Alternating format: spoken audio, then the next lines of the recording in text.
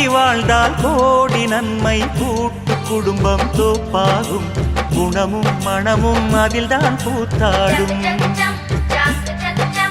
கோயில் போலே வீட்டை எண்ணி வாழும் குடும்பம் வளமாகும், ஊரும் உறவும் தினமும் கொண்டாடும். விண்ணிலே